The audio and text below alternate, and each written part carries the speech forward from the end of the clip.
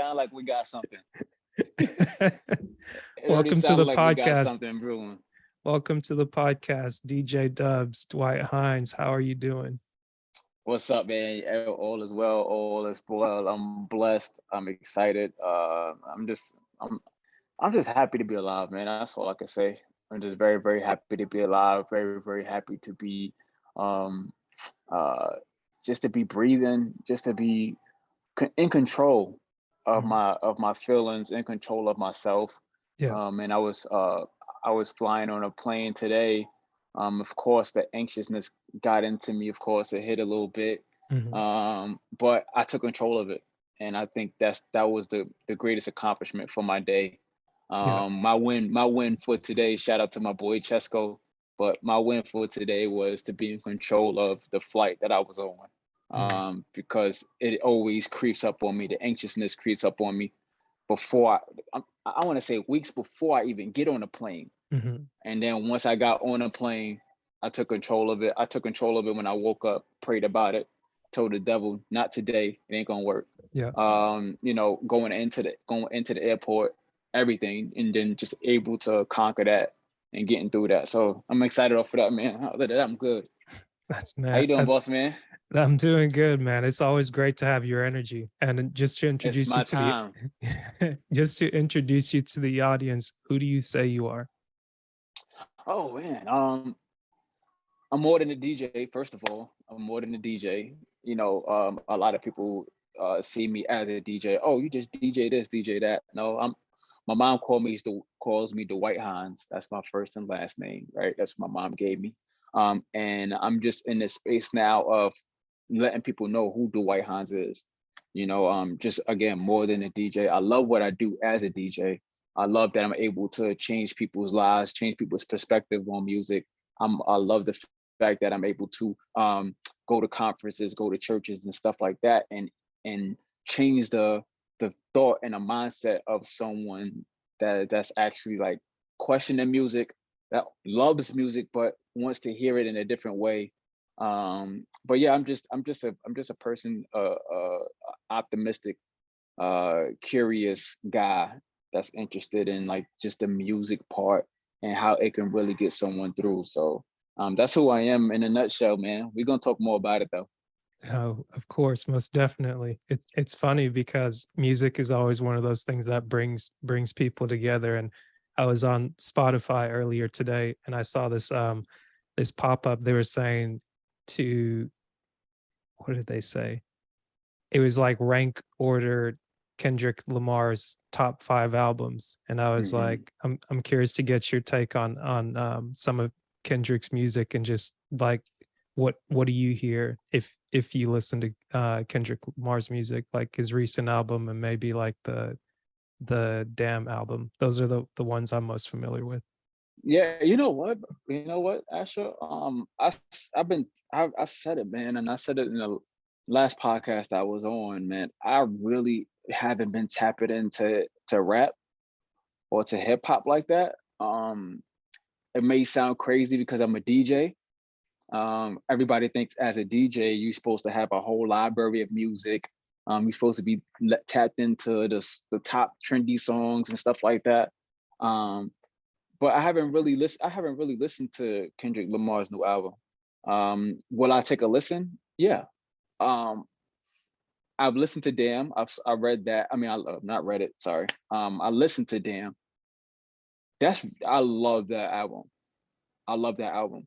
Only reason why I didn't listen to Kendrick's new album was because I'm not a trendy DJ or I'm not a trendy person. So I don't like to tap into songs that everybody is getting through. Like, oh well, you should hear this song, and then like it's trendy right now. Like I'm not a trendy guy. I like to make sure that like if it comes to me, it comes to me. But when it comes to me, I want to be able to enjoy the song, right?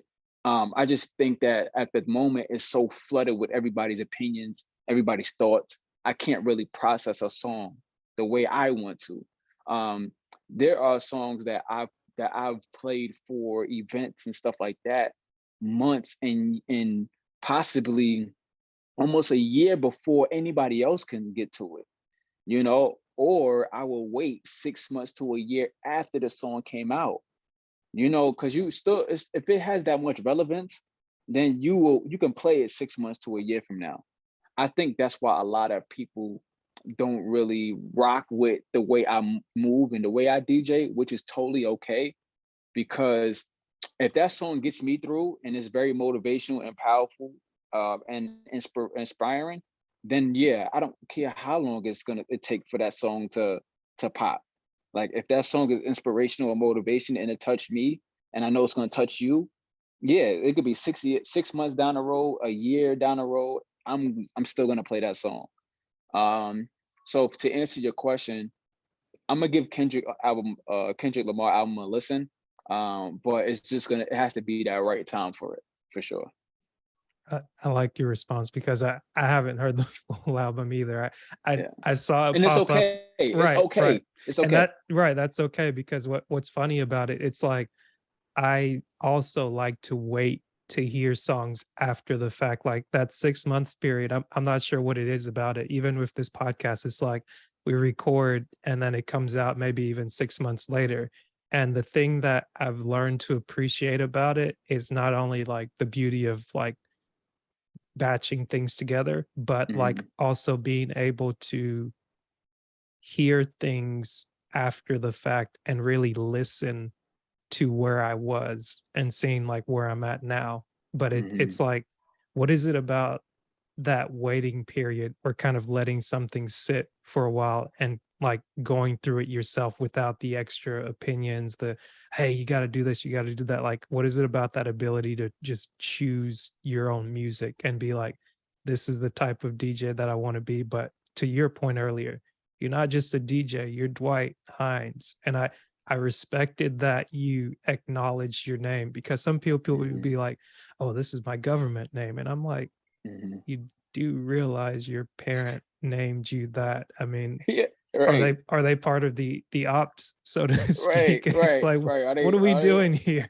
Like, like what's going who are on? they really? Who are they really? Right, right. Um, yeah, but no, I yeah, it trust me, when I first started DJing, um, I was DJing for everybody, right? And I'm talking about everybody. I don't care what genre it was, I was playing it.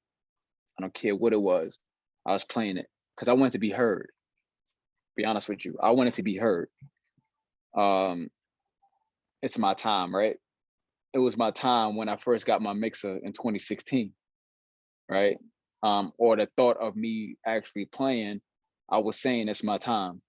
So what I was doing was I was giving people. So for instance, I was giving people I was giving people like the fact of, oh, well, I can DJ weddings, I can DJ this, I can DJ that. I haven't even been behind the turntables yet of my own to even say that I'm qualified to do a wedding. But I was so ready and so saying like it's my time that I was willing to do it, right? Um, again, playing for everybody, playing all of these songs that was trendy, top 40. You know, you got the top 40, you got the Billboard 100, you got the Hot 100. So this is basically people rating songs from the Hot 100 billboards and stuff like that. So it's not based off of who the artist is, it's based off of what the people think about that song. I so happen to not be on that scale. So even before I started DJing, Asher, like new kicks that come out, right? Like new Jordans, new Nikes, new stuff like that. I don't wait at the door or I don't camp out. No disrespect to anybody that do that. Like I know a few people that can do that, but I don't do that. Like I don't. Again, I'm not a trendy guy, so I don't wait in line for sneakers. I don't wait in line for to go to a concert. I don't wait in line for a lot of things because I just don't like the fact that everybody is on it. I really want to sit down. I really want the song to really download into my system. I really want to hear what the person is saying. I really want to think that, okay, if I'm DJing for hundreds of people, I'm literally responsible for what I play. So whatever comes out of my speakers, I'm responsible for what it does to this person. For instance, I used to DJ. I used to go to clubs, right? Right. I used to go to clubs and I used to Mhm, watch people. I used to just watch people. And the other DJs is doing their thing, mhm. and I could just watch people and see how music transforms people. You know what I mean? So I can see them like a certain song can literally get a person to get more drinks than they were supposed to. You know what I'm saying? If you listen to a certain song, that's gonna like it can get you to the bar Yeah, where you don't even feel like you need to get another drink. But that song is so dope. That song is so trendy that you're feeling like, okay, I need to go to the bar because I feel like this song is gonna make me feel where I need to go, or where I don't need to go. It's just a push, right? So yeah, so to answer your question, man, like I once I saw that, I was like, nope, I'm taking my time. I'm taking my time with finding the right music. I'm taking my time with who I listen to, what I listen to, because I know what it does to people. So I gotta take my time. I gotta make sure. To be honest with you, break my soul. Beyonce, mm. haven't listened to it yet. I haven't either. I was I was gonna say The album, Beyonce's Gotcha. album. I Yeah. haven't listened to it yet. To be honest with you, I haven't listened to any of Beyonce's albums like straight. Mm. What's Never what's listened to your what's your go-to, like, genre or, like, old school, old school blues? hands down. Old school. I'm a old soul. Louis So Armstrong? yes, Louis Armstrong, Teddy Pendergrass, Keith Sweat, OJ's, Mm. Michael Jackson, Anita Baker, Patti LaBelle, Gladys Knight, Stephanie Mills. I can go on. What does that music do for you? Like, that old school music, like, what is like, when you're listening to it, like, what are the emotions or the feelings you get from that, like, what's that energy do for you? It's because you actually know, man, you know what they talking about. You know what they Mm, saying. You can feel the energy and you can feel what that person is actually writing. It may sound weird, but some songs that I listen to that's like some old school hits, I'd be like, man, like I can visualize myself with them in the studio while they was. You ever had that feeling like you just like, man, I just wonder what they was feeling when they played the song, or when they was in the studio and when they was putting the song together, like if they was writing the song, or if they how long they had they been in the studio. It's just for old school music, they voiced themselves a lot more to where it was relatable. Not saying that this music is relatable. It's just so washed up now with this music, is that you don't know if it's relatable or if it's just for the views or for the likes. right. Old school music wasn't you don't get that with old school music. Yeah, You don't any of the old school music, I feel they didn't do it for the likes because they didn't have that platform. yeah. They It's did it because it was a feeling that they had. It was mhm, something that they went through in that moment, mm, that everybody else was going through. Also, they was able to go to different places and still express that same feeling. mm. Can you give me an example? So, for example, we all know him, so we just say Michael Jackson, right?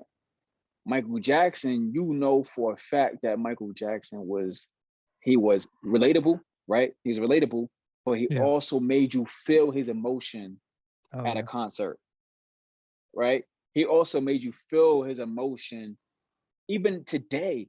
Mhm. Like he's God rest the dead. He's been gone for a long time, but his music still hits. You can still feel the emotion. You can still feel what he was going through. Mm. Man in the Mirror. Yeah, that's exactly what popped up in my mind as soon as you said Michael Jackson. I was So like, you yeah, see how it does. Like we both thought about that song, right? Man in the Mirror. Even some like Billie Jean, like man, give me some other one. Butterflies. That's my favorite Mm, song. Butterflies by Michael Jackson. You give me butterflies. You rock my world. Like all of mm. these songs, even down to Jackson 5. Yeah. Jackson 5 when he was a kid.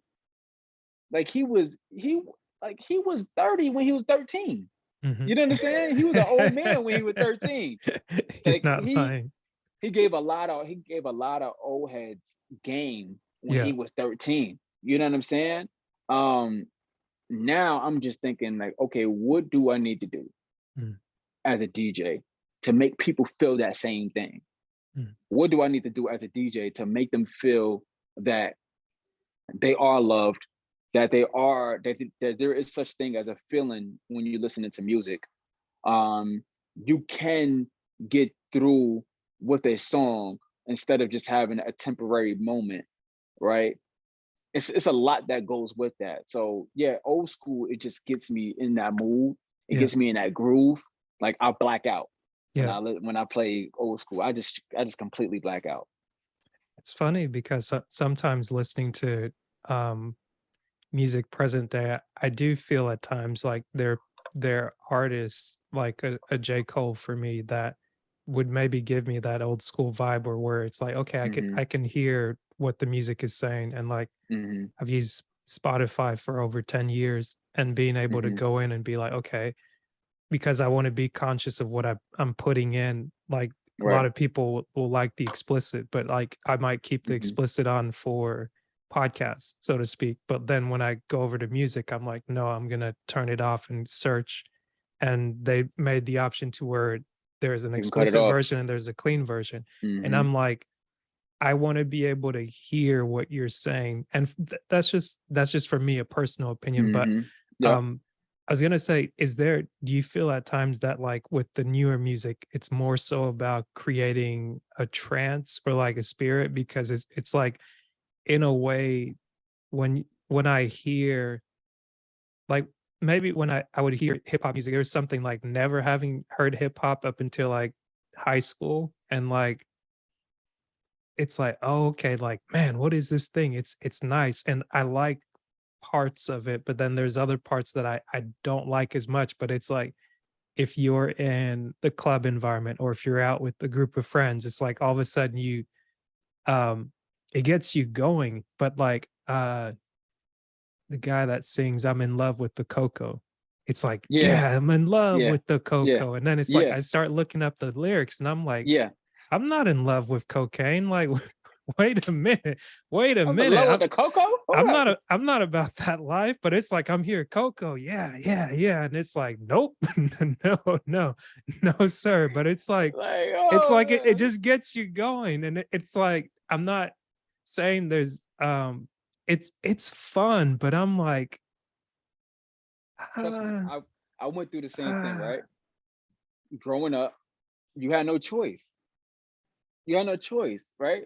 Your mom, your parents didn't. Okay, I was born and raised in the church, right? So I knew what music was, right? I was a drummer and growing up. I was a drummer for a while since a baby up until 19, 18. And I know what that part of music did for people, right? But of course, I was a kid in New York City. That alone right there can tell you what type of music I grew up to, right? Talk I about it. also I also went to parties. Also went to basement parties. I also was that kid that was dancing with the girls at the basement party. I also was a kid that was in the middle of the crowd doing my little "You Got Served." You ever watch "You Got Served"? I was one of Yeah. them kids growing up. I was a "You Got Served" kid growing up. You hitting them I with the was dance the move and everything? I was the house party, like a house party kid and play. That was me in the middle Yeah. of parties getting it in, not knowing the songs that I was really dancing to, not knowing the songs that I was really. I was, I'm listening to them now that I'm older, and I'm like, wait, hold up. I was really getting down to that type of song. Like I was like, whoa, wait, to the windows, to the walls, to the sweat goes down my. I was like, wait, what? I was you had the whole party, everybody just erupting with that. To the window, to the To the wall. wall. He's like, and they're like, I'm talking about you pointing to it. I feel the sweat go down my wait. And then the girls were saying it too. Wait, hold up. You got some parts we don't know about? Hold on. Wait, what is going on? So just knowing that we listen to these songs, right? And I'm just thinking like, okay, because as you get older, the songs that you grew up on, you still have that reminisce. You can still reminisce what that song did for you at that moment. There's songs, a lot of songs right now that I know that I listen to now that I can remember when I was a kid. There's a lot of songs that I listened to as a kid that I can recite bar for bar right now, right? If I need to get in my groove, trust me, I'm playing them songs, right? Yeah. But again, when I started DJing, I had to go to clean. I had to be 100% clean. Why is that? Because man, again, I had this part of my mission statement of my company is like, if my family can't come, then I can't play, right? As much as as a dad, I want my kids to be safe. I don't want my kids to curse. But when I was 12 years old, I cursed. Mm. I don't want my kids to have, to do whatever they're doing. A parent don't want that kid. But I was a kid that did all of that my parent didn't want to do. So I was like, what can I control? Right? Right now, I can't control what my kids watch or what my kids listen to. I'm trying my hardest, but I can't. It's out of my control. Yeah. So what I can do is I cannot play cursing. I cannot play an explicit event and things like that because sometimes my kids will want to come with me. Mm. Sometimes my wife will want to come with me. Sometimes I have a lot of Asher. I have a lot of kids under my belt. A lot of kids. Only have Mhm. 2 kids that came from me, Yeah. but I have a lot of guy kids, a lot of guy daughters, a lot of guy sons. I have a lot of little nephews, little cousins. Like they all look up to me. Mm. So I don't want to be that DJ or be that person that's playing everything that I don't want my kids to be indulged Right. in. You don't want it to be like, "Oh, okay, hey, oh, dad, that's how you get down? Okay, like, You know what I'm you saying? you different So now." you cursing? Dad, like hold up. You It's like like, "Bob no, I'm Saget, what's going on here?" what's going you cursing? No, I don't no. I'm not cursing. I'm playing music that has curse. Yep, you're right. So I don't want to have to go through that, right? It's also too with my kids, I love the fact that they can see what I'm doing and want to be a part of it. I didn't tell them like, hey, I want y'all to be a part of the business. Or I didn't say, hey, I want y'all to be a DJ. I didn't do that. Of course, my youngest, she lives, breathes everything that I do. So it doesn't matter what I do, she wants to be a part of it. Right.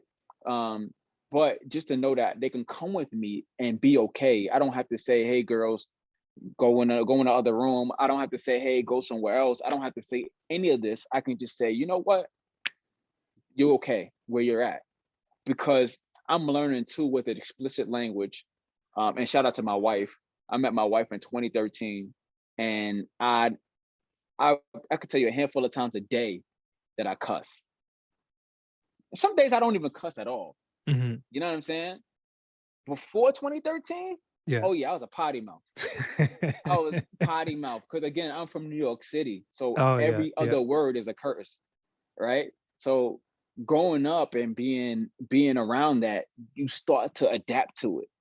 So me as a DJ, I just like, you know what? I just want to be clean. I just want to be safe. I just want to because you don't know this, Asha. I don't know if you do know this, but when you're around people that curse and you're around an event that has explicit language, it makes you feel more aggressive, right? Yeah. It makes you feel like you're in an aggressive environment.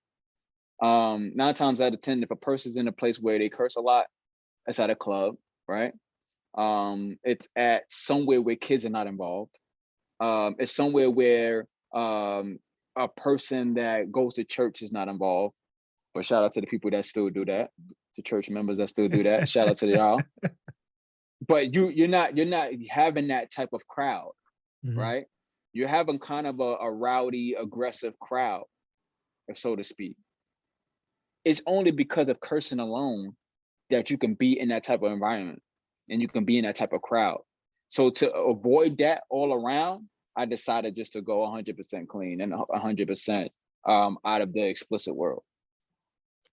I guess, question on that. Don't you think that that might be sheltering in a way? Like you you overprotect to where it's like now the moment your kid runs into someone that does curse, they're like, "Oh my God," like earmuffs and like the Yeah, whole nine and something yeah, like that. Do yeah. you think about that, or do you No, I focus more on just like, this is what I'm gonna do to the best of my ability and that's that's what it. I'm gonna stick to? Because it's That's like it. I think there isn't anything wrong. I think I heard ET say it once. It's like you can ask, "Hey, what's wrong with this?" But then on the other hand, it might be better to ask, "What's right with this?" Because it's like if you Hmm. put so much energy into being someone that you're not, or like you said, in Hmm. meeting your wife, wanting to pursue another option, like you have that choice. I guess maybe might be the question to ask. Like, what about your wife meeting her then? Like, what made you kind of switch up to be like, I want to, I want to be clean and I not want to be cursing? clean. Like, Yeah, yeah. did it I want to make be you more? pure. Did she make you more subconscious, or like what was that interaction like? Perfect example. My wife is a perfect example of that because she didn't force me to go. She didn't force me. Let's we using the word go clean. She didn't force me to go clean. She didn't force me to do any of that. She didn't force me to say, "Hey, there's no cursing in my house. I don't curse." I just felt it. You feel something when you're around somebody. When I'm around you, Asher, I know for a fact I need to be calm. I need to be mellow. I'm not yelling at you, and none of that, because that's just how you roll, and I feel that's how you are. If I come to your house right now, me personally, before I come there, I know exactly what I shouldn't do, right? Because I've been around you outside of your home. That's why it's always good to be who you are inside your home and outside your home, right? I could be a DJ where I'm clean inside my home, but I'm at clubs and doing 100% cursing at other events. But guess what? I'm telling other people that I'm a clean DJ. But what if I end up just saying, you know what, I'm a clean DJ all around, but I'm going to a club and someone screenshots me or somebody videos me at a club, at a strip club at that, or at any club that has explicit language, and I'm grooving to it. Just imagine that. That's a cancel. That's you get canceled doing that, right? I say, yo, like you just said you was a clean DJ, and I see you doing X, Y, and Z. You can lose clients like that. You can lose a lot of people like that. You can lose relationships and stuff like that. So me and my wife was just as knowing that she doesn't curse, knowing that she's just pure as she can be, right? She tries her hardest, right? It's funny where and this again, excuse my language, but my wife will say this and she gonna get me. But she would say ass, right? Yeah. But she would say after that, she would be like, but it's in the Bible 3 times, right? So I'm talking about every time she would say that, she would say, but it's in the Bible 3 times. I take it back. She reminds me of my mother, because Mhm. that's how my mother is. Again, we was born and raised in church. My mother would not curse ever. And nobody would curse around my mom, right? Because they know exactly how my mom moves, how she carries herself. No one would curse around my mom. No one would do anything. Nobody would even smoke around my mom. When it come to our house, anybody come to our house, they know not to smoke inside the house. We don't have a sign on front of our door, no smoking. We don't have any of that. Don't keep your shoes on, all of us take your shoes off. No. When people come to our house, it's because how we carry ourselves outside of our house. They know exactly what to expect inside the house. So when I met my wife, I knew what to expect inside her house before I even got to her house because who she was outside, if that makes sense. That makes sense. I guess I feel like we're just over here dunking on cursing, like no cursing zone. But for me, what one thing that I found is that the more time I spend with myself and the more time I spend accepting myself, I've become more accepting of people. So like Yeah. I know a couple of times somebody's wanted to swear and they pause for a minute and they're like, oh, like they I guess I maybe give that energy off. But at the same time, I'm like, no, like you do you like Hmm. in the same sense, like it's your time. Just be yourself in this conversation, be yourself in this back and forth because it's like I don't want to make you feel as if you have to change who you are in order to be around me. But at the same time, I'm not going to let somebody else try to force me to change in order to match their energy. I remember I was riding once with like my roommate and like I think I had the Kendrick Damn album on and I was like I really Hmm. like it because it's funny when you said you read it, I was like you almost could read it because of how Yeah, lyrical it is and how it just like walks you through absolutely. it. And those I like those types of songs and like I intentionally made a playlist and a lot of the songs I was selecting, like I was saying before, like I made sure that they were clean because as I kept listening, I did feel like that anger or that angst. And it's like, as we were kind of talking about earlier, just like being around people as we're over the pandemic, so to speak. But it's like, no, a lot of people really aren't over it. It's like lockdowns might be done or um restrictions might be pulled back a bit, but it's like there's a lot of damage that's been done that you can't see physically. But Hmm. it's like Hmm. behaviors change, like attitudes change and things like that. And it's So like just I go ahead. say this, man, not to cut you off, but No, you're good. I I the only again, let me just clear this air. Mhm. The only reason why I stick to clean music is because not for nothing, I just want a clean environment. I just want to DJ a clean environment. I just want to DJ again. I don't knock nobody that curse. I don't knock nobody, but I know what comes with that. 9 times out of 10, as a DJ, right? So as a DJ, when I DJ events that have cursing in it, I know what comes with that. It comes with a full bar. It comes with people getting more drinks. It comes with people wanting to, I've seen it and I've been in it and I dealt with it, Yeah. right? Again, I'm not knocking anybody, You but just again, don't want that drama. I don't want that. I'm more of a family DJ.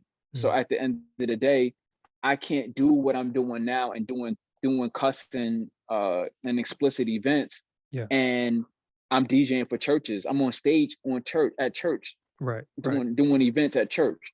I'm doing events with other people.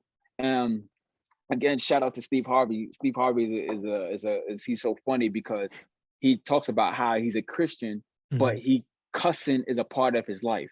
Mm.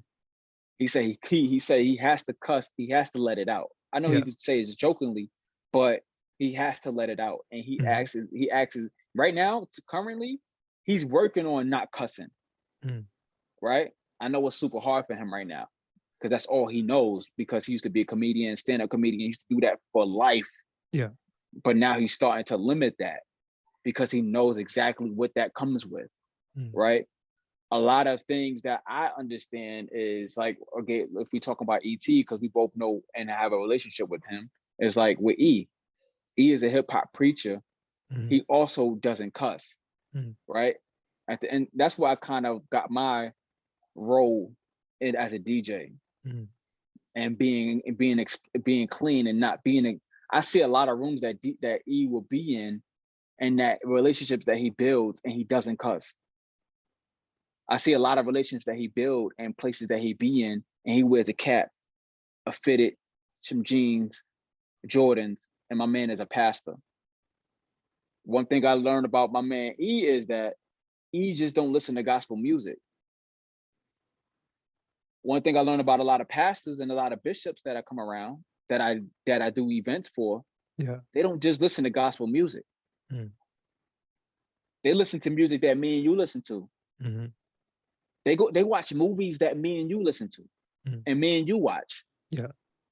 You understand? Like, It's people like gotta meeting your understand. teacher outside of school. It's like You're meeting like, your uncle. right. It's like, you go grocery shopping too? Like, what are you doing Yeah, here? You're supposed to right. be in that building over there. Ex- that's a great analogy. Like, it's like meeting your teacher. It's like you only know your teacher for one thing, Mm. for 8 hours. Yeah. Other than that, you don't know anything about this teacher when you're leaving, when you're gone. Mm. But when you come back the next day, you're like, okay, only thing I know about you is that you teach. Same thing as me, with me as a DJ. Only thing I know about you is that you DJ. Now I'm getting ready to tell you I do more than that, because at the end of the day, I'm realizing that your greatest bishop, your greatest pastor, your greatest person that you think that don't do what they do. But they do what they do in a clean way. Again, they don't listen to explicit. Maybe they do. I don't know. I'm not stunning nobody about that. It's just a lot of clients that I have, they want me to play certain songs, do a certain playlist, play certain music that I'm thought I was, and again, I think like, yo, Asha, like, wait, you want me to play this song like today? I remember when E wanted me to play Danger by Mystical Mm. at a conference. And I was like, E, you want me to play Danger? Do you know that song, Asha? No, I might have to look it up. Danger, Mm. get on the floor. Right here. Sing it. It's so long. Like, if and the your audience will know the song. Yeah, yeah, yeah. But of course, he didn't want the whole song. Mm. He just wanted that part Mhm. of saying danger, because it had to go with his speaking. Right. It was about what it had to do with him speaking in that sense of danger and stuff like that at the conference. Of course, he doesn't want the whole thing. If you know Right. anything about mystical, mystical is definitely the other side of what a pastor should listen to, the Mm. total other side of it. But the fact that to know that Eve listens to that, to know the fact that Eve on on Meek Mill's album. Mhm. Meek Mill is totally the opposite of what a pastor should listen to. Mm. But knowing that ET is a pastor, but he was on Meek Mill's album, that Mhm. just goes to show how important and what music does for someone, and knowing that E does listen to Meek, but Mhm. also he doesn't listen to him on that light of explicit, Yeah. right?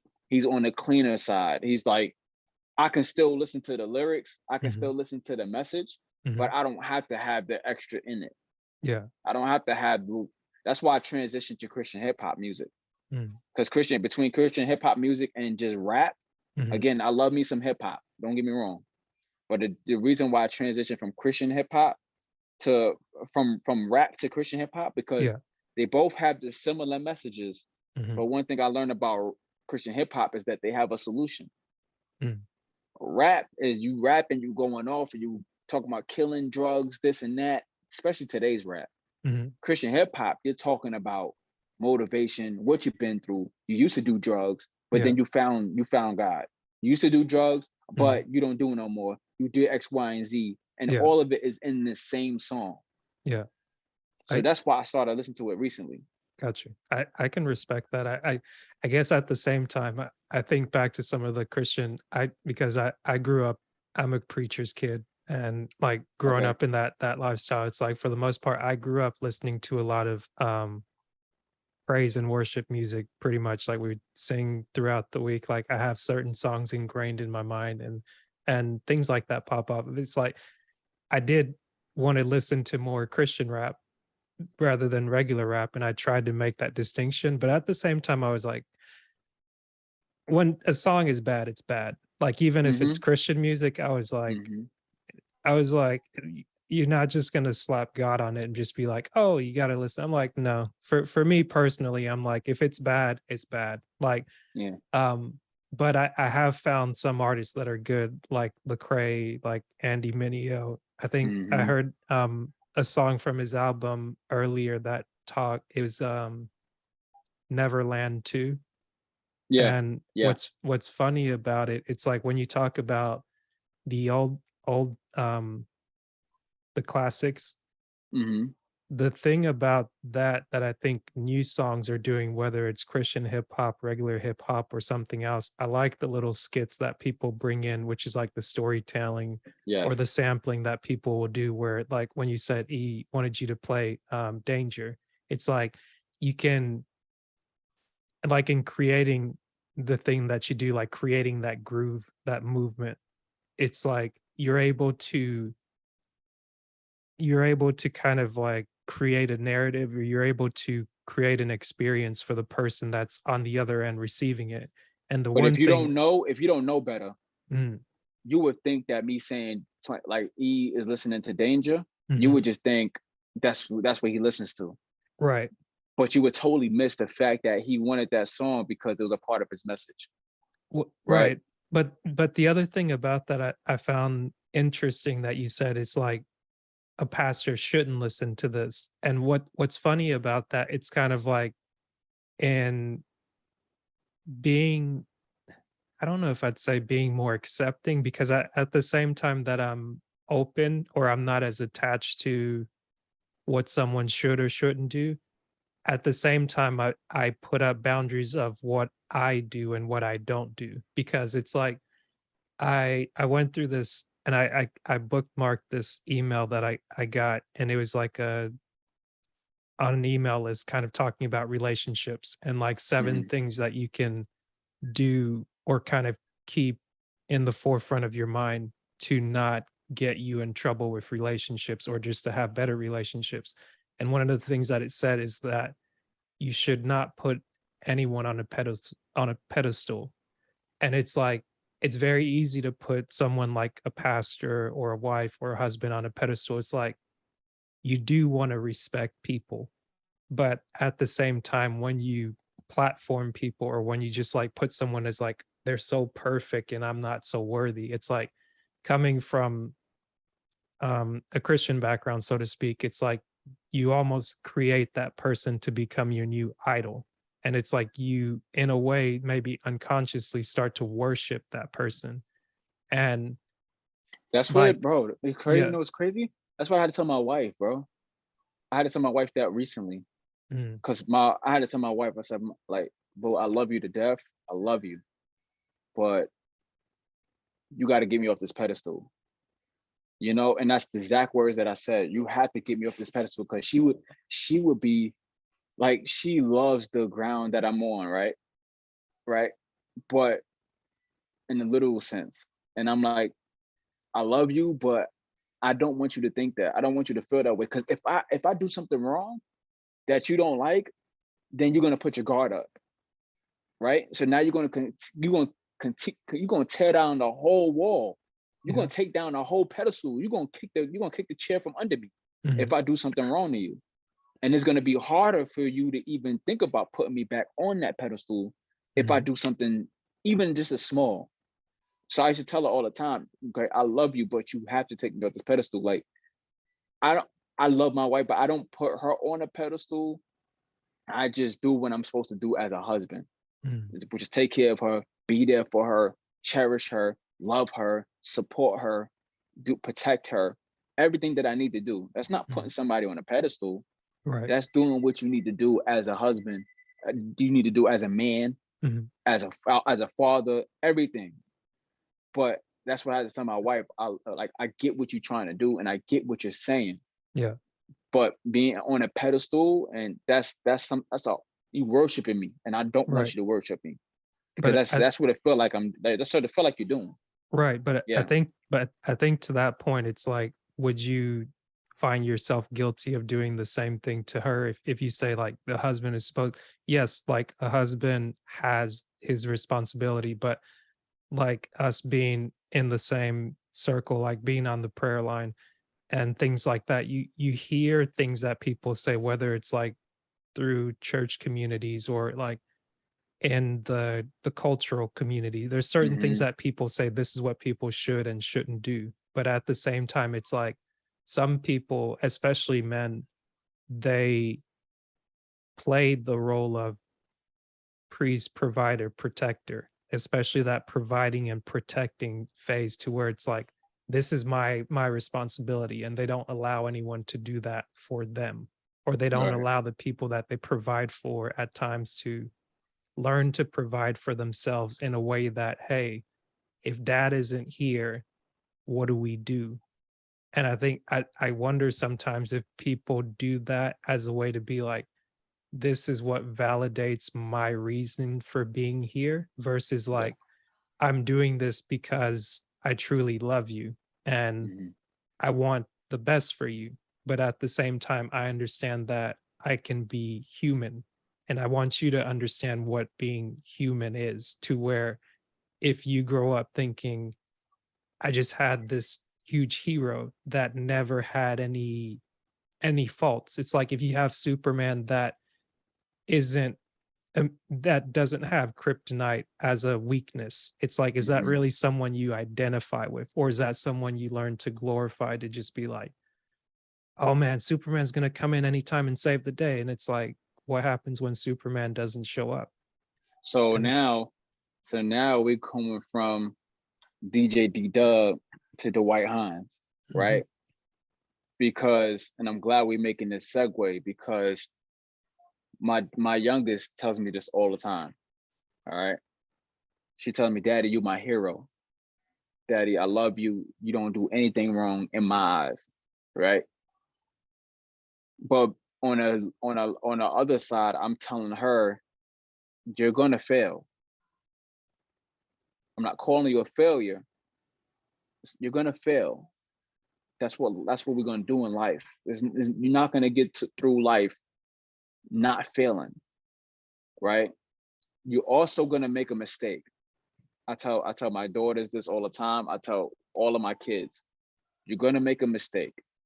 A mistake is gonna happen because you're a kid. I don't know any kid that don't make a mistake. We grown.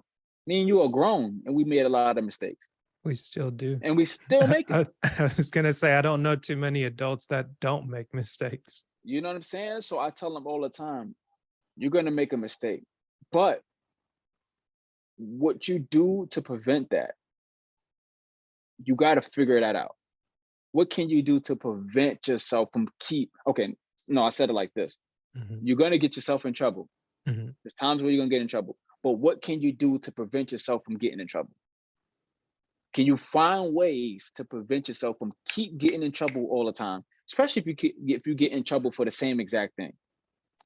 You could Right. find a way to prevent yourself from getting in trouble. From If I tell you, Dana, like my daughter, her name is Dana. Mhm. Dana, pick that up, pick it up.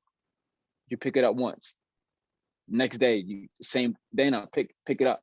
Right. Now you're getting in trouble because you're not picking it up, But isn't or you're that just leaving it there. but isn't that kind of misleading in a sense? Because it's like if you're so focused on, and I think one of the things that kind of resonated with me with ET and kind of challenged me to reread the Bible and kind of like redevelop my personal relationship just with myself and with God, or just kind of understanding how life works. It's like failures happen, heroes fall, but the reason they're heroes is that they don't stay down. They learn to get through stuff. And it's like if you're so focused on preventing something or not sinning, so to speak, it's like you kind of, I think that can miss the whole point of what sinning is, or the,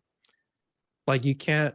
like, yes, there are things you can clearly avoid, and I get your sentiment on that. I just wanted to Hmm. kind of maybe clarify the word. Like, I don't if Prevent the it preventing right, part. right. But, Right. like, in in, in just having the conversation is I don't want to I don't wanna negate what you're saying, but Yeah, yeah, no, I got you. I wanna Yeah. add to it in my own way Hmm. of saying, like, okay, like, we say certain words and, like, we've gotta it's good to kind of, like, explore the fullness of that word and what it means because Absolutely. it's like, for some reason, when you said prevent, I was just like, "Can you prevent that?" Because it's like sometimes, it's like this funny story that I hear, you have a farmer that goes out, he he takes care of his field all year long. He sows it, he, seeds it, he waters it, he pulls all the weeds and everything like that. But then when it's time for the harvest season, a big hailstorm comes through and Right. just ruins it. Right. And So it's out of his control. it's like, why didn't he prevent the hail? But it's like that's not where you're going, I don't think. And it's like there's Right. some Because I'm going to say, can right, you can't prevent that, but you could also prevent to not have to pick up the same thing.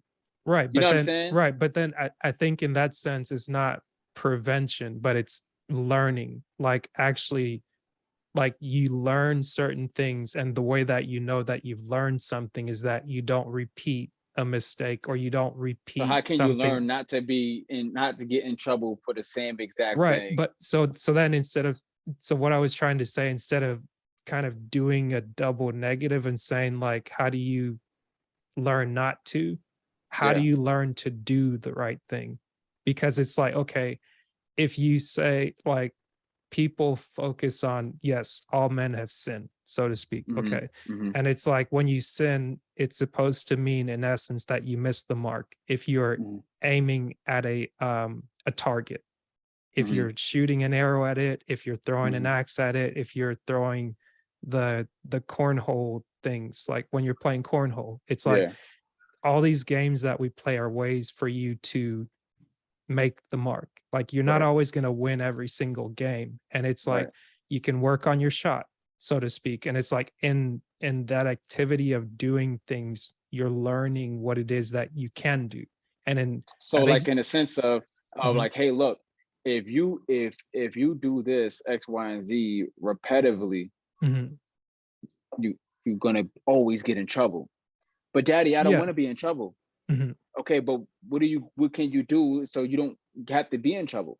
mhm. Like what can you could find some you could find a way to not do that. So like Right, again, like right. if we're going biblically, it's like God for instance, what us with sin. Mhm, If that case, we God is like, you know what? That's why I gave you the Bible to give you ways to not do the same thing that the world is doing. right. And But to give you ways. to that point specifically, like something I hadn't really paid attention to going Hmm. through just the motions of doing religion. It's like even Gotcha. reading the first chapter of Genesis. And I Yeah. think he emphasized this, and I was like, I heard what he said, but then I really heard what the message was. Like Right. in having like the first commandments of being like people like we're talking, being a DJ, doing podcasting, like you're doing these things that are creative. And it's like Hmm. in the first commandments that are given, you're told to be fruitful. But Right. so many people see fruit as in just like, oh, just have babies. And like Right. Right. that's all it is. Yeah. You're just out here Right. to have babies. It's like, yes, Right. you can have children, but at the same time, it's like the things that you do need to produce something. Yeah. Don't have kids if you can't afford the first one. Don't have if you can't afford the first, the second, the third, you can't afford those. So don't keep having kids. You know Right, what I mean? right, right, right. You just dropping them off now. Like don't be dropping off kids if you can't afford them. So yeah, Right, definitely. right, right. But I think like maybe hearing it at the time that I heard it and hearing it in that way, it just Yeah. opened up my mind to say like, okay, I focused so much on my attention and saying like, I've got to prevent, I've got to not do this. Like I've got to make the grade, I've got to not fail. It's like, okay, if the goal for me isn't just I've got to not fail, I've got to go and actually learn this subject. You're gonna fail every time. Right, but it's like I went through school in a sense of like it was something that was pushed, but like for some reason or another, I found a reason to enjoy the subjects that I was in. And like the reason I enjoyed it was like with certain teachers, you go in and they teach you in a way where like you're curious. They're not just like reading straight out of the book, but they like ask you questions that engage you. They make you part of the thing. Like you're asking her the question, how do you prevent this? And I think even But you, asking in a that, sense, you kind of prevented yourself from dropping out or from being another kid that dropped out of school. true, but I'm what I'm saying is that my mind was never on prevention. Right. Yes, people talk Gotcha. about dropout rate, this, that, and the other. My mindset was on completion. Like, I Gotcha. want to have this degree, but more than the Hmm. degree, I want to learn this practice. Like, I Hmm. want to know, like, so many people see, like, oh, you're an engineer, like, you must know this. It's like, no, Yeah. all engineers are not the same, but Right. it's like the thing that we have in common is the ability to problem solve and critically think. And it's like you don't I didn't think about it in the moment as like, oh, this is like a tool that's just you Hmm. just kind of fit anywhere. But like Hmm. the the excitement that comes into like you see a problem or like maybe you take something apart and you're like, Yeah. I wonder how long it would take me to like put that back together, or like you just pick Yeah. up something random and it's like with you DJing and being like, Hmm. okay, um, how can I create this environment? Like it Hmm. might be on the one hand, like I don't want the cussing to come in, I want it to be Hmm. clean, but it's Hmm. like on the other end, when you're pursuing like when you're everywhere that you're going, you're creating that environment, you're putting people in a state that leaves an impact with them and they're just like next time they remember you because it's like, oh, you did this for me. Hmm. It's like Hmm. I think two things can be right at the same time, but it for me at least the reason I brought this up is that it brings a different energy if you're not so focused on just the negative, but it's Right. like in focusing on the positive or the thing that you can do, which will Hmm. prevent what you don't want. Like you Hmm. focus on the outcome that you do want and you go towards that in a way that's means enough to just be like, okay, I'm getting up and I'm going to go do this. I'm Yeah. getting up and I'm going to go do this. Like, Yeah. while knowing that, yes, doing this keeps me from doing that.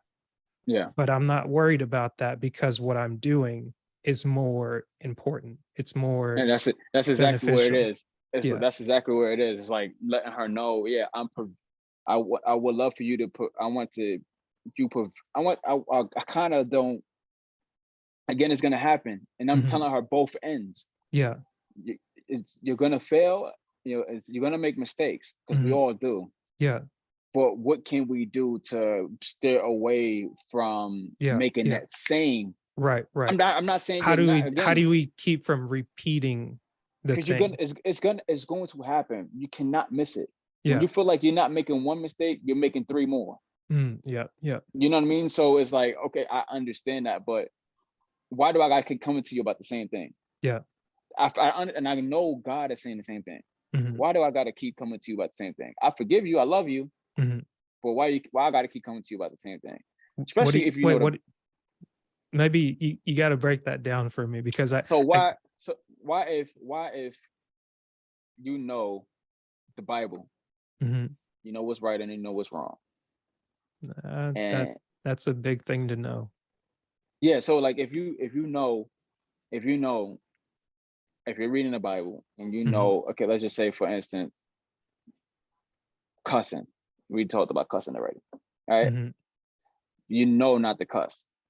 Well, that's kind of the reason why I kind of push back on that because for me, it's like going from reading the first commandments where it's like be fruitful, multiply, and Have subdue and have dominion. dominion, like those Hmm. four things don't say anything about cussing per se.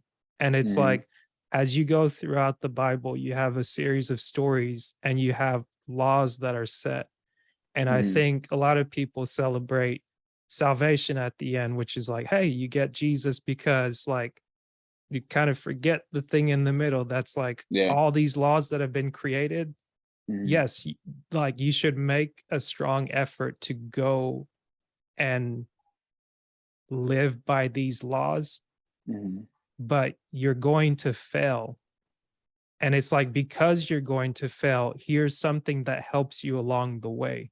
But I think in hearing kind of like what you said and kind of what I grew up with in the sense of like, I'm not trying to make a caveat to just be like, oh, because you have salvation, just do whatever you want. It's like, no, like, but at the same time, like just saying you're not supposed to do this, you're not supposed to do that. It goes into like you're trying to do everything by the rules and kind of keep score on the wrong thing. And to be like, okay, the reason I'm going into heaven is because I did this. The reason Hmm. you're going to hell is because you didn't do what I did. And it's like that Right. kind of Where goes against what it right. That's it's like, religion. That's right. religion. Well, it is religion, but it's like it's it, it's religion, but I think too many people can point at it and just being like, "Oh, that's religion, but I'm spiritual." And it's like, yeah, we can say it's religion, but we'll turn right around and do anything else religiously. Like we're all Hmm. religious in a sense, Hmm. but In a it sense, right. right, but it's like the um the thing that I see for myself personally, and that's why I try to quantify it to be like, I don't want to say I'm right or you're wrong, but it's like I try to quantify what it is that I'm thinking or doing with I don't know. Sometimes I try to quantify it, sometimes I don't. But it's Hmm. like I I try a lot less to judge, and maybe that might change once I have kids, but like I can understand like the standard that you're trying to set. And at the same time it's when you're doing one thing, you can't But know and again, see all like things. my parents wanted me to live a certain way. Mhm. But growing up, Yeah. like I was the total opposite at one point, Mhm. right? So my mom always wanted me to be in church, wanted me to read the Bible. I knew all 66 books of the Bible. I Mhm. knew all of that. Yeah. I knew everything from when I was 10 years old, Mhm. right? But growing up, I also swayed away, right? Mhm. I also Why would you say? It's just because where I grew up, I grew up in a neighborhood where there was a lot of the it was a lot of it was a rough neighborhood. You know what I'm Right, saying? right. So I grew up around a lot of like my cousins, a lot of friends Mhm. that would drink, that would fighting and shooting and killing and stuff like that. Like Mhm. I grew up around that. Yeah, yeah. So I had the best of both worlds. But of Mhm. course, my mom always wanted to protect us in a way that um, she didn't want us to go to parties. She didn't Mhm. want us to go out and whatever. She wanted us to come home at a certain time. But Right, we went right, against all of that right. at one point in time in our childhood. Right, right. You But know, I guess so the reason I asked why you think that that happened going against, because I think for me, I'm recognizing that in not in the sense of going against. It wasn't going against because yeah. again, I'm still applying the principles that I've learned since I was a kid. So I Right, take right. that word back because No, no, again, like no. you said, you're very But there important. but Yeah, there's like even in saying taking it back, like you don't have to necessarily take it back. But I think one thing that it points to is that at the end of the day, regardless of what we're told or taught or shown or however it's phrased, is that we have a choice that we can make. And it's like yeah, whether it's the environments that we find ourselves in, if you're in a rough environment, or if you're in an environment where something's easily accessible and you have a desire for that, you can Right, access it. right, If you're in an right, environment where you don't have it, but you still have a desire for it, you know where to go to access it, or you're gonna right, find out. So it's like, right. I think to your point, it's like, it's great that you're setting the example, and I commend you for that. I think Mhm. maybe I should have started there before You like know what I'm saying?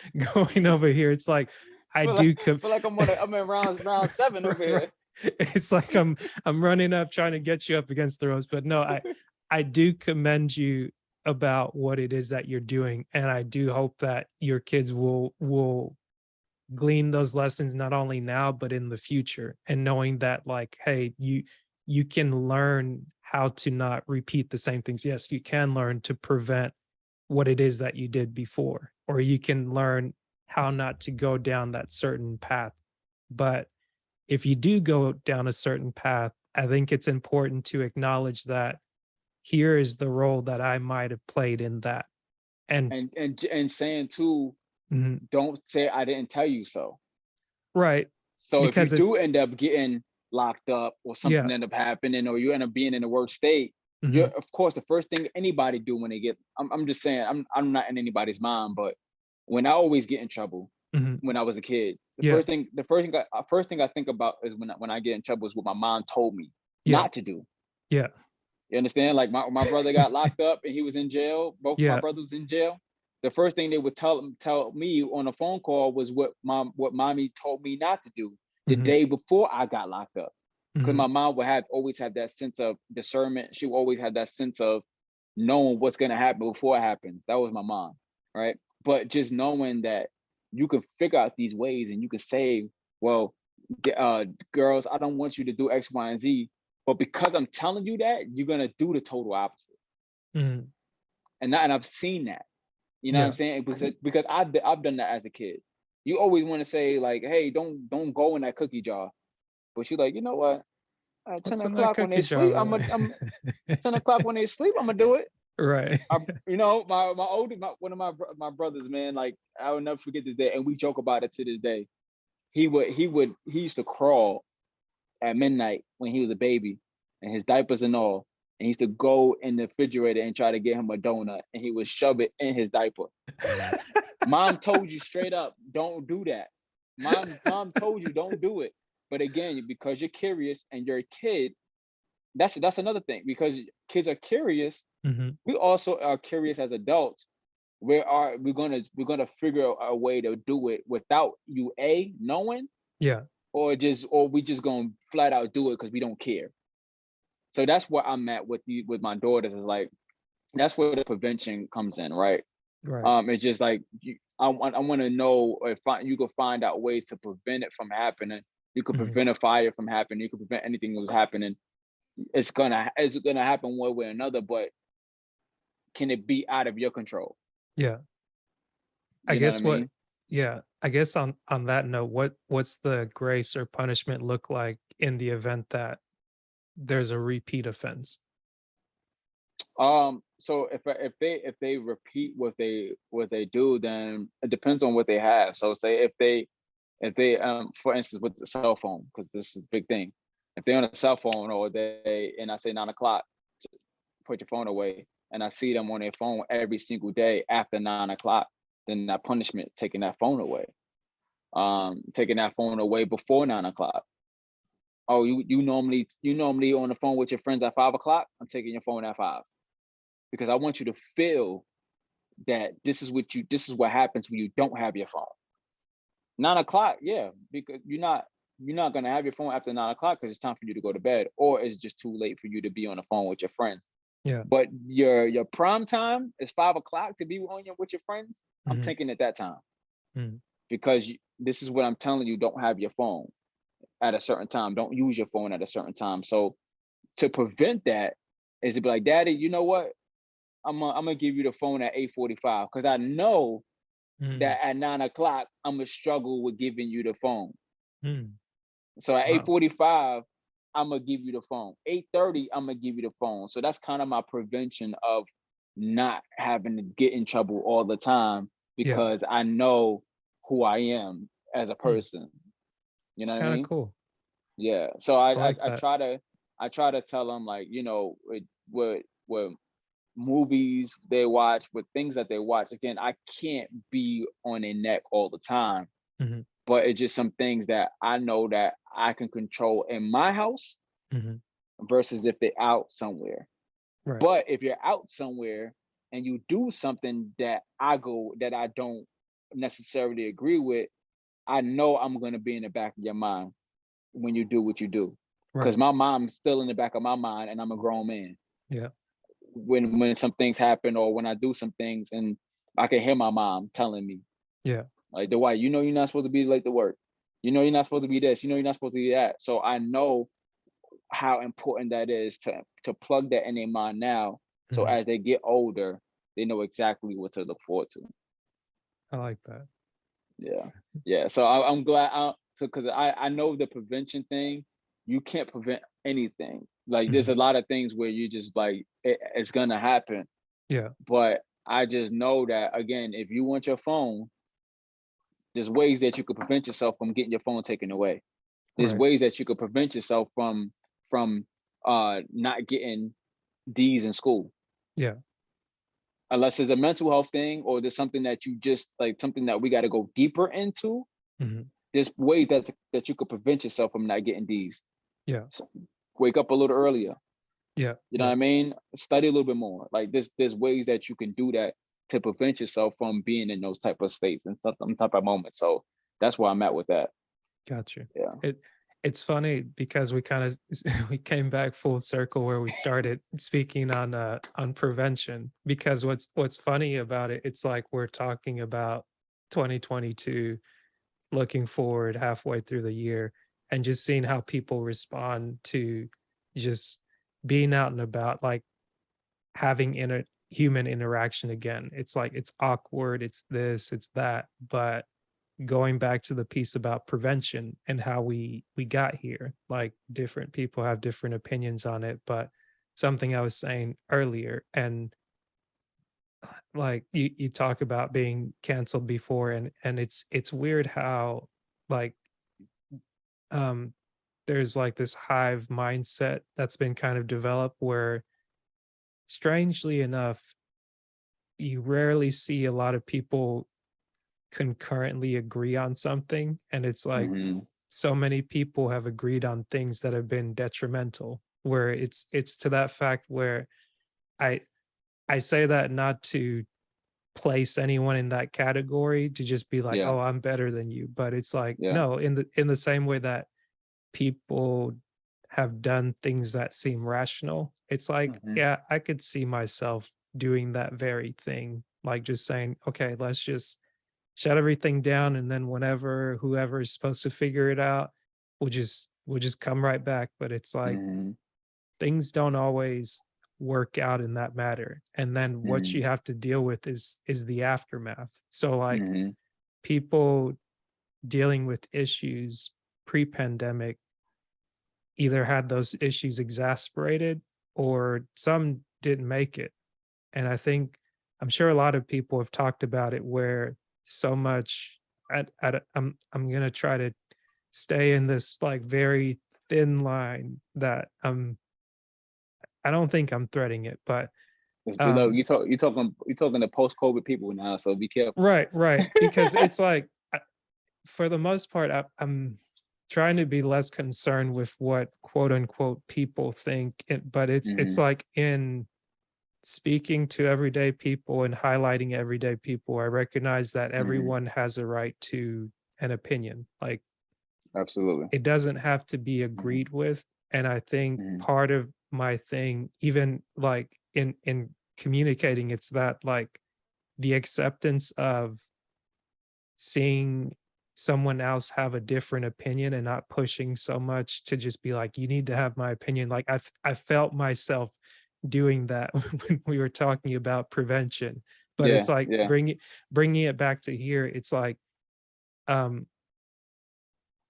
in someone saying that they care about people, but like thinking that a wonder okay, I guess I'm gonna go there. Thinking that a wonder drug, so to speak, is gonna just like solve all the problems. And it's like you do if you've ever watched one of those late night commercials where like now it's like, hey, this cures ABC, but it can always also give you E, F, G, F, I, J, Yep. K, L, M, Had N, O, P. 35 Like, side right, effects to it. right. It's Yep. like a lot of things. There's That multiple sides. mesothelioma Right, commercial. right. Mesothelioma. There's people that went to Camp Lejeune. That's a new commercial Yeah, going. that's a new one now. There's Right. like there's all these different things. So it's like it kind of blew my mind to just see so many people concur or so many people like oppose. Well, it I guess you can't really be surprised. There's nothing new under the sun. But all that to say, it's like in a way of preventing and like in asking the question like you did to your Yeah. daughter, I think it's Yeah. like, okay, one, you can just close yourself off to the world and pretend like the problem's not there. Or on the other hand, it's like, what can you actively do? Like I've seen people that have had body transformations that were like, oh, okay, Hmm. like I let myself go, or I've been letting Hmm. myself go. And they're like, Hmm. maybe I build my immune system up. Maybe I actually exercise and I get this weight off. I do something.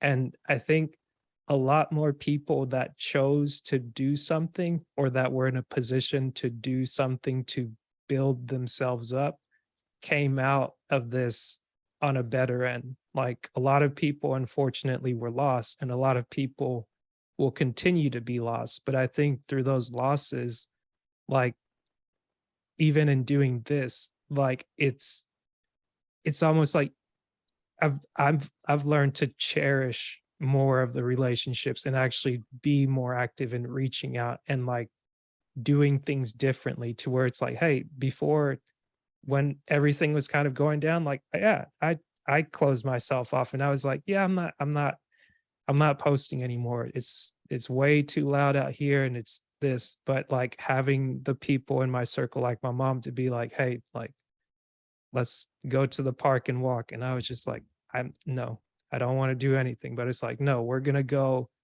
and walk.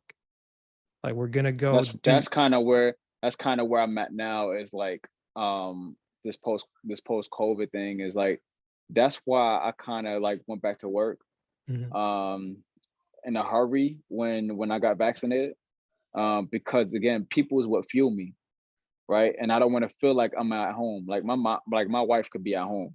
She's a homebody. She love to be Yeah. at home. I don't. I can't Yeah. stand being at home. Like I have to be around people.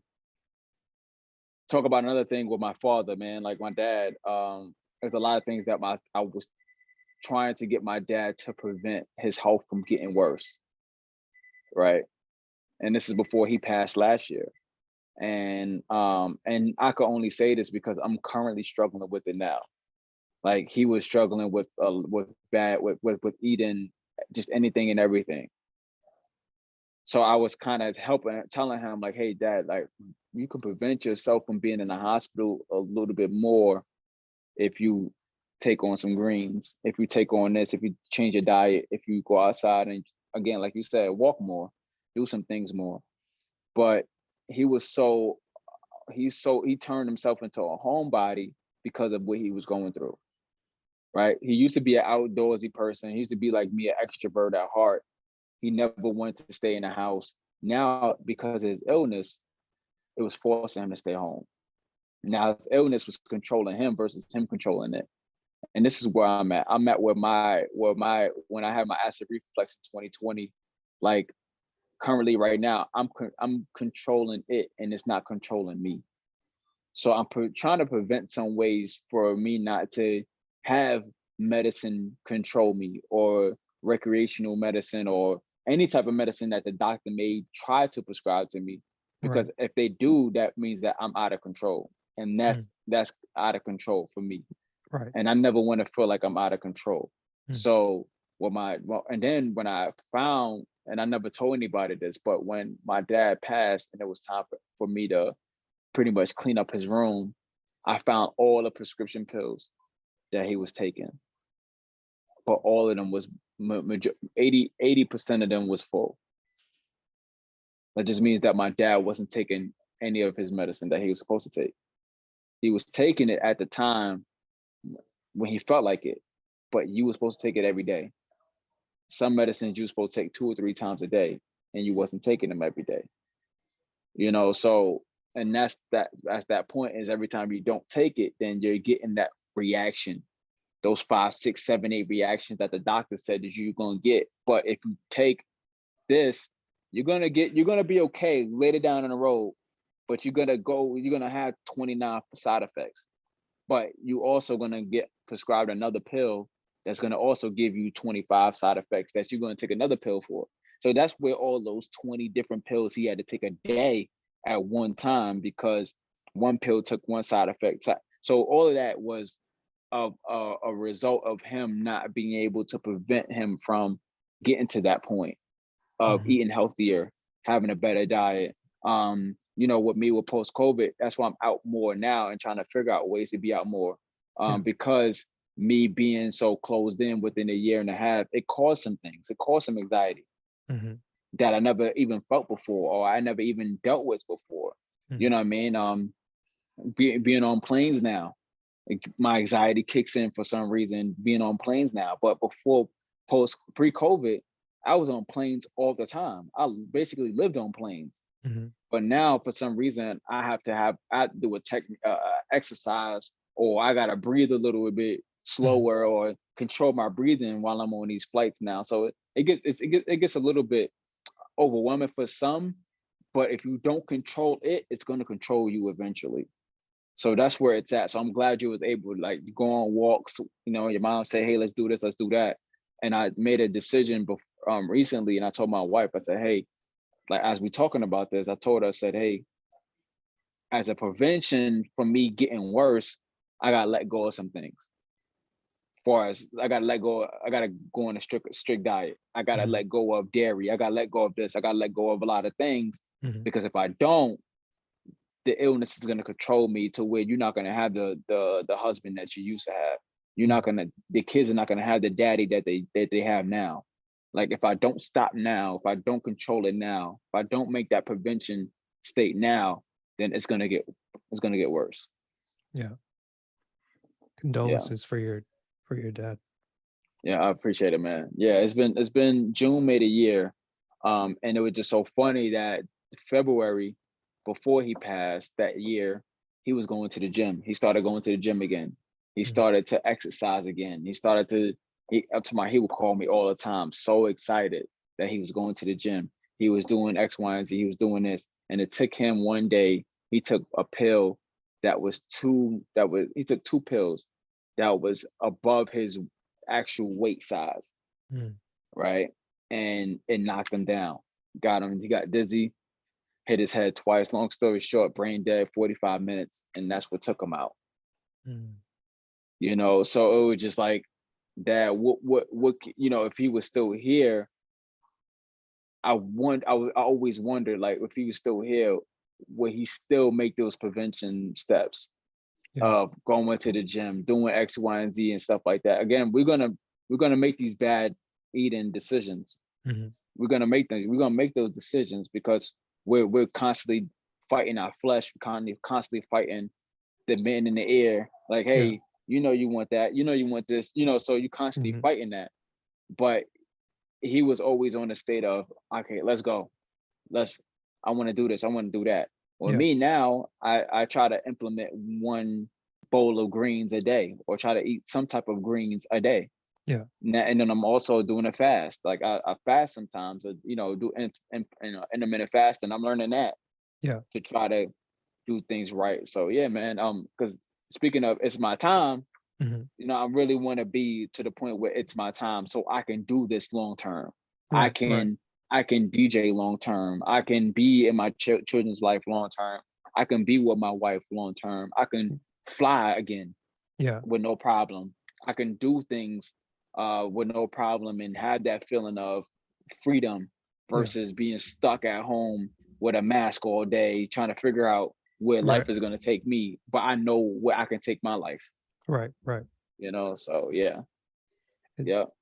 it's funny. I guess maybe it's right to say this, maybe not funny, but I think you're in the right place and you're in a good place considering what you're experiencing. But at the same Mhm. time, I think you're putting things into perspective, Mhm. and the that I think the reason the whenever we say prevention, the reason it maybe struck a chord with me is because it at times it can be an either or thing Yeah, versus like absolutely. this you can have this and that because it's like a lot of times if you do enough of the prevention, like if you do enough of the um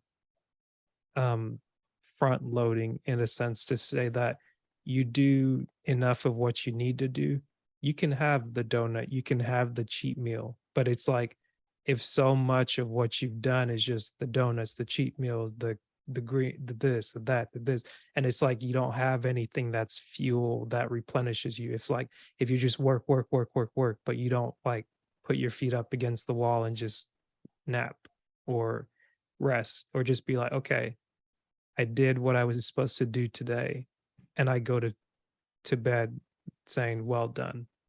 And just, like, having those things and, like, finding the different ways that you can implement them, I think is a good path that you're on because it's like Mhm.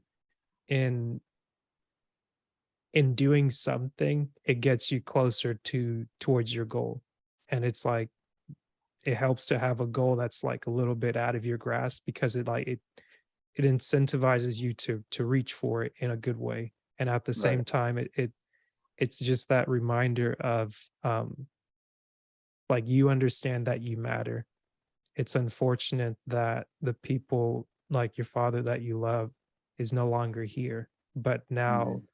it kind of gives you an extra battery to say, okay, this is what I need to do because I know Yeah. what can happen. Yeah. And just I appreciate you sharing that, man, because it's life isn't easy, but Yeah. the Yeah. it's the strong ones that try to find a way through. I mean, Yeah. there are a lot of strong people, like And I'm some are learning, man. yeah, I'm one of, and I carry my dad all the time. You know what I mean? That's my dog, and it's like I'm learning right now what that means to be strong and mhm, how to be strong. And strong people aren't strong all the time, right, right? You can't go through this life knowing that everything is going to be great, or you always got to be that strong one, or you always got to be that tough one. Because the mhm, toughest, what they say, the toughest warriors, like they go through things. The yeah, military, the SWAT, all of them, they go through stuff. yeah, You know what I mean? I was watching this movie, The Terminal List, mhm, with Chris Pratt. yeah, One a great movie, a great movie. He was one of the toughest guys in the military, mhm, but they also seen him in a different way. yeah, You know what I mean? I just seen so many like people that so many stories of people that's so tough, but they've been through a lot to yeah, get to that point of being tough. yeah, So I feel like in this moment of where I'm at, I feel like I'm going through a lot just to solidify my toughness, yeah. just to be But in a point of, yeah, well, the thing that's funny about that is I heard is an interview with Mike Tyson and he said that boxing is a smart man's game. yeah, It's not a tough guy sport because a lot of no, people that want to be tough and are just like, yeah, I've got this granite chin. I'm gonna sit here, take all those knocks. Like people like Muhammad Ali that a lot of people look up to. It's great. The impact that he had yeah, culturally outside of boxing is great. The fights that he had within boxing.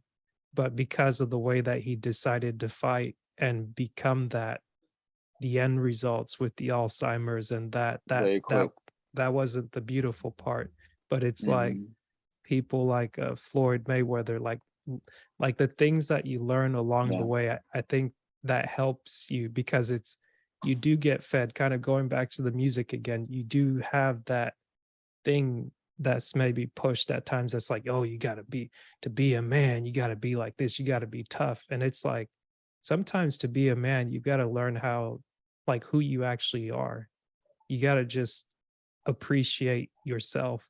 You've got to be, you, sometimes you don't have to do anything, but you can learn to appreciate who you have around you.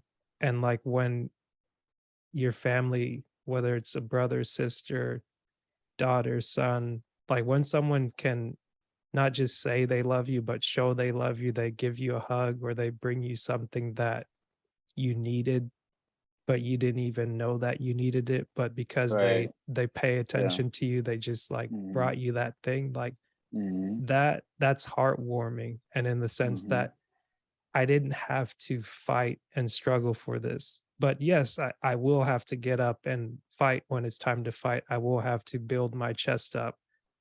Hey, it's fun to beat our chest from time to time, but also at the same time, it's good to um, nurture ourselves. Like you're concerned about what you put into your body. You're concerned about what you're exposed to externally.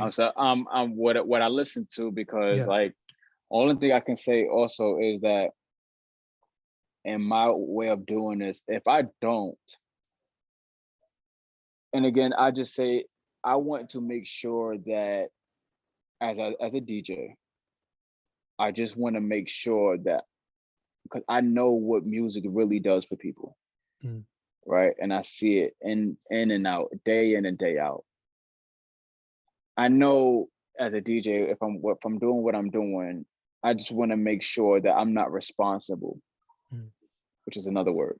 mm, I'm not responsible for someone if I'm playing music that's just that like just anyone's music, right? mhm. So I don't want to be responsible if somebody drinks and drives and then they end up killing someone.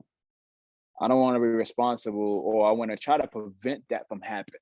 Right. So my way from preventing that from happening is to become a clean DJ. Is to But become, right. you The, understand? So like, mhm. and the I reason why I'm like, you know what? I don't want to. I don't. If can it still happen? yeah, Absolutely, but absolutely. I think the thing that you're doing is it's good. You're identifying what you don't want, but the beauty is that you're creating what it is that you do want. You do want people to have a good time. You do want people to get home safe.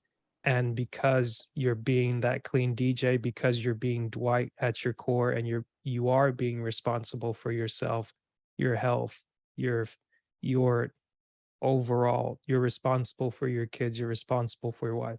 Because you have that responsibility for Dwight, now when it's DJ Dubs, he's responsible for the audience and doing his best to get them home safe. So it's like But also too, you're bro. not gonna tell me that you decided to just while out Yeah, listening to La Vie en Rose by Louis yeah, Armstrong. It's like, really? yeah, Like, yeah. what? Okay, that is like, nah, that's not on me. That's on you. Can you really get into a fight with that song? Like, can you really get, so that's what I'm saying. Like, I want to make sure what I play and how I play it and what I Mhm, do. That's why I'm a slowly transitioning to becoming that motivational DJ. So instead of, I can be on stage for 45 minutes, mhm, just giving you some good grooves and getting out of there. But it's I'm also getting people hitting me up left and right. Hey, mhm. can you teach me how to DJ? Can you teach me how to play? I had a 60-plus-year-old man Mhm. that I had a client teaching him how to DJ, That's because awesome. he came and saw me DJ, and he was Mhm, like, "Man, I love what you're doing." And also, I'm just want to let DJs know out there, you don't have to be in a club, you don't have to be in places that you don't feel comfortable in mhm, just to try to get money. Like, you can be who you are, and you can be who you are called to be, and you can just make as much money, not even just as much more, or you can make a greater impact just by being who you are. Like, you don't have to say, you know what, I'm gonna just jump into this club, I'm gonna jump into this, I'm gonna jump into that. You don't have to be that guy.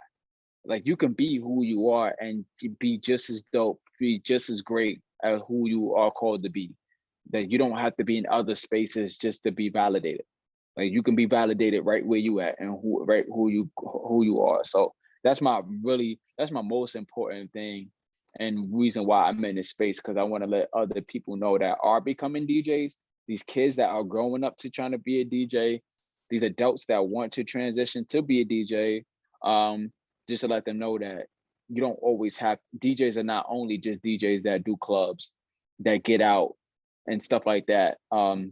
There's the other story about DJs that I've learned growing in the business, but that's a Mhm. whole nother podcast. Yeah, But yeah. I just We'll want to come let back to people it. know, let people know, just as it when DJs are more than just people that play secular music, that play crazy music, that's on the radio, just playing like no, DJs is Instigating. people instigating violence.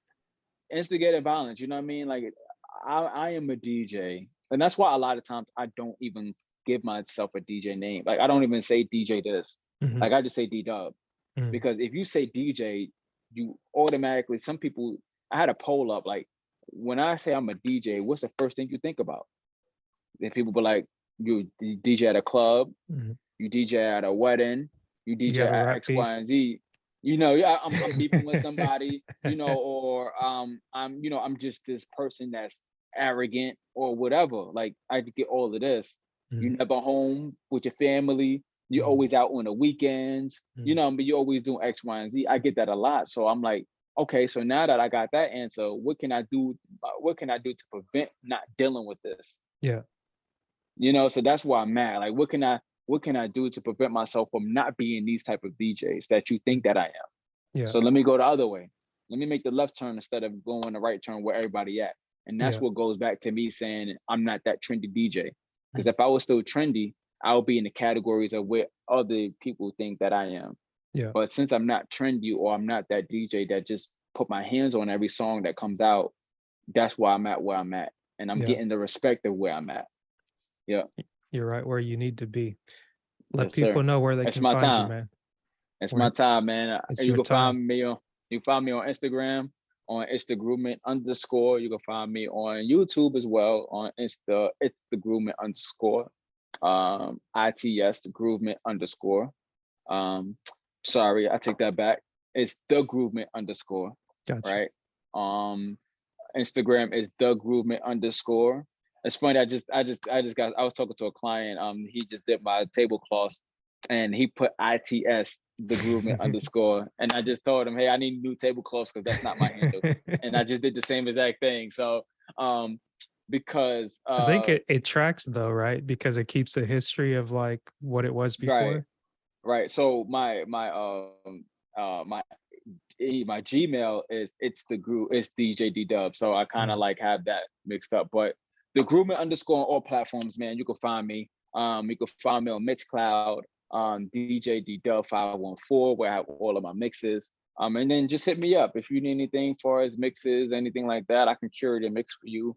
I could do I can be at your event, conference, church, whatever it is. If you need that motivational DJ that can empower you and get you to the next level, because music gets me through and I know it can get you through as well. that's dope, man. Last question I've got for you from the Yeah, first question I asked you. Are you still who you said you were? yes. I'm not perfect. Again, I'm on still on the preventive state, which is trying to get that figured out. But Mm, I am who I say I am, and I am who God called me to be. And again, it's not easy. Um, and this life of being a clean DJ, this life of being in churches, um, people are still got their antlers up. mm, People still asking questions. But again, I'd rather be in a space of them asking questions and me giving them a solution, a great mhm, solution, versus me have to keep finding it and keep giving them an answer like, oh, this is why this and this is why that. And they can actually see it and see mm, the benefits and the results of it. Because I'm seeing it slowly but surely that if I continue to stay where I'm at and be who I am, as Dwight Hines, aka DJ D Dub, and mm, not DJ D Dub, aka Dwight Hines, mm. then life is so much better. Life is so much more at peace. Yes, sir. So I am who I am. But it's definitely not easy. Yeah. I love that, man. You are the solution. Yeah, absolutely. I appreciate that. I like that affirmation before I go to bed. I like that. Yes, sir. Thank you, sir. I appreciate that, man. And thank you for the time. I appreciate doing this. Yeah, This was fun. absolutely. Yeah, I love it, man. Again, there's another question that we had that we need to have a part two on because I love to talk about that conversation too. So you For got to have sure. me back, man. Of course.